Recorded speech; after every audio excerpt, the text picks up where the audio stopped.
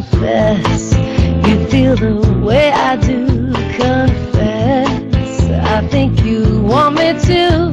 There's something deep inside that you hide but you can't suppress. Just confess, please confess.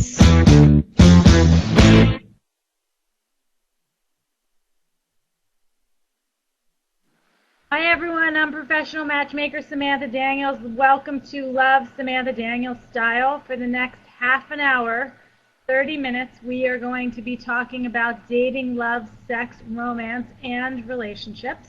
If any questions that you want to ask or any comments that you want to make about your life or somebody else's in the whole dating and relationship arena, all you have to do is raise your hand and I will chat about dating and relationships. Excuse me. For those of you who don't know me, I am a real-life professional matchmaker.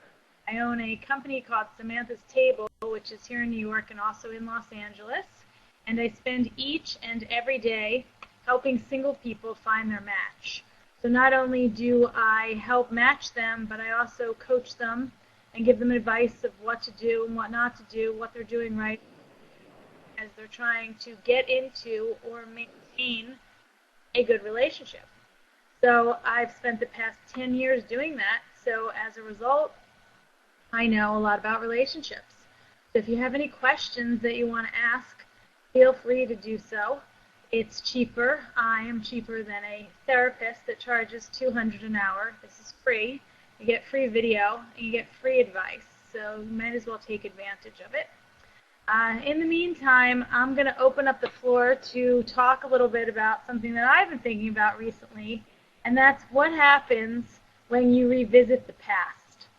What happens when you run into somebody who you knew a long time ago and who you were romantically involved in, and then you fast forward many, many years, and out of the blue, you run into that person, you haven't seen them in a long time, and you start thinking to yourself, maybe this person could be interesting. Maybe we could recapture what we had in the past. Or if we try to recapture it, will we not be able to because it was so long ago and because our memory of it is so much better than what it actually was? Or do we need to think, well, maybe the reason why we broke up then is going to be the same reason why we can't be together? So I just wanted to open that up to all of you and ask, have any of you gotten back together with an ex? Have you ever thought about crossing that line and revisiting the past or revisiting an ex? Do you have any comments or opinions on it?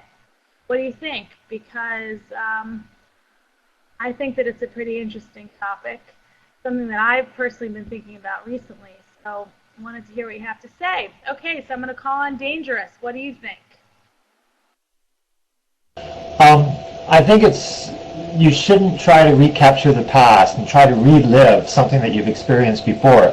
That doesn't mean that you can't get together with someone from your past, but you have to build a future and not work on the past. You got to, learn from the past and then move forward and move on and build something new out of that. And you just might have some foundation there, but don't think of it as recreating the past because you're never going to be able to do that. And you've got to live your life, you've got to move forward, and you've got to keep going and growing. And that's what it's all about, growing. And you're not growing if you're worried about trying to recapture that elusive feeling you had before. Build something new. That would be my comment on that one. Well, I absolutely agree with you. Very well said. I think that you can't harp on the past, but what the past really does is it does give you that foundation, that comfort level of feeling like you've known that person for so long. But the difference is that maybe you knew them, in this case, the one I'm talking about, 15 years ago. So what's been happening with this person for the past 15 years? Obviously, he's changed a lot. He's grown up, he's had experiences, he's had heartbreak, he's met other people, works in different situations. So you really need to think about how it's really not what it was in the past.